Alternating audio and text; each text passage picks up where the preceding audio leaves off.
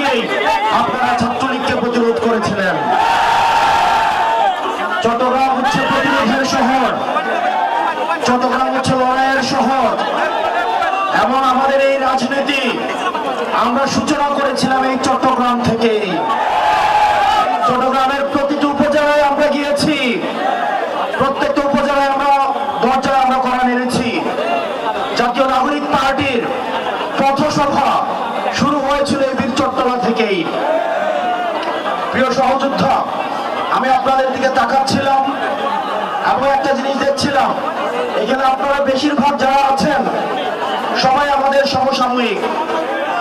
আমরা সফলভাবে আমরা স্বৈরাচারের পতন ঘটাতে পেরেছি, কিন্তু আমরা সফলভাবে রাষ্ট্র গঠন করতে পারিনি।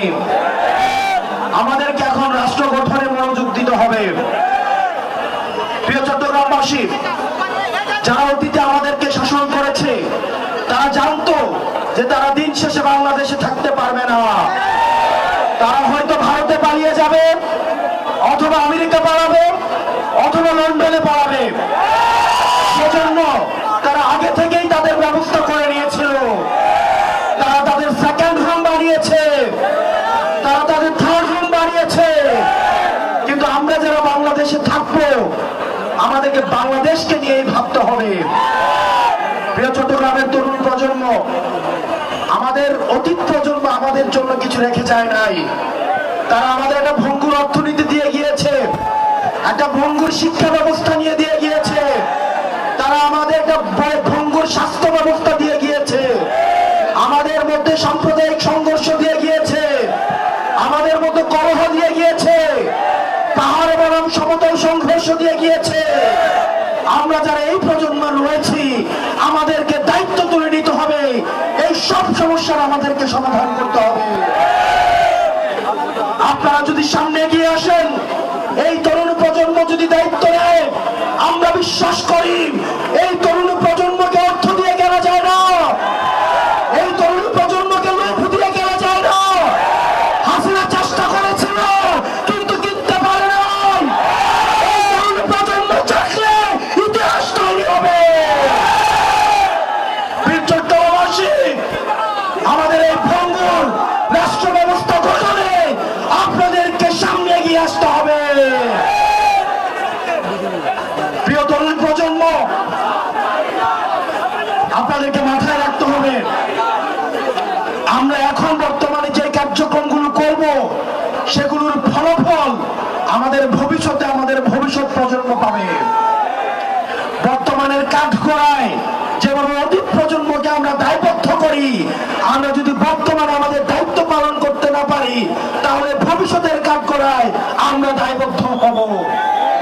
সেজন্য আমাদের একটা নীতি নির্ভর রাষ্ট্র লাগবে, একটা ইনসাফ ভিত্তিক রাষ্ট্র লাগবে, যেই রাষ্ট্র ব্যবস্থায় স্বাস্থ্য, শিক্ষা, অবকাঠামো, কর্মসংস্থান, সাম্প্রদায়িক সম্প্রীতির মধ্য দিয়ে একটা গ্রহণযোগ্য এবং বাসযোগ্য বাংলাদেশ গড়ে উঠবে। এবং সেটির জন্য আমাদের এই তরুণ প্রজন্মকে ঐক্যবদ্ধভাবে কাজ করে যেতে হবে।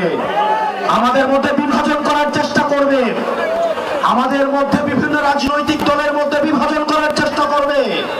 বাংলাদেশের ফ্যাসিবাদ বিরোধী প্রত্যেকটি রাজনৈতিক দলকে বলবো, আজকে দেখলাম ফেনীতে একজন বলছেন, শ্রদ্ধা জানিয়ে বলছি, বাংলাদেশ কারো বাপের না। আমরা বাংলাদেশকে কাউকে জানা দেই নাই। বাংলাদেশটা হচ্ছে জনতার। বাংলাদেশের প্রত্যেকটা মানুষ এই 56,000 বর্গ মাইলে সবাই ন্যায্য হিস্সা নিয়ে থাকবে। রাজার ছেলে রাজা হবে, প্রজার ছেলে প্রজা হবে, এই নিয়ম বাংলাদেশে থাকবে না। প্রিয় চট্টগ্রামবাসী, আমাদের ঐক্যবদ্ধভাবে কাজ করতে হবে। চট্টগ্রামে আমরা বারবার আসবো, আমরা বারবার ফিরে এসেছি। বাংলাদেশ যখন পথ হারায়, চট্টগ্রামবাসী তখন প্রতিরোধ করে। চট্টগ্রামবাসীর কাছে আমরা অবশ্যই আসবো। আমার ঋদ্ধতার জায়গা হচ্ছে চট্টগ্রাম। আমি যখন বৈষম্য বিরোধী ছাত্র আন্দোলনের দায়িত্ব পালন করেছি, পরবর্তীতে জাতীয় নাগরিক পার্টির দায়িত্ব পালন করছি, চট্টগ্রামের সাথে ঋদ্ধতাপূর্ণ সম্পর্ক গড়ে উঠেছে। আপনাদের সবার কাছে আমার আহ্বান থাকবে, সাংগঠনিক গাঁথনি শক্ত করার জন্য আপনারা ওয়ার্ডে ওয়ার্ডে, আপনারা উপজেলায় উপজেলায় গ্রুপিং দলাদলে বাদ দিয়ে বাংলাদেশের স্বার্থে, এনসিপির স্বার্থে সবাই ঐক্যবদ্ধভাবে কাজ করুন। আমরা জানি যারা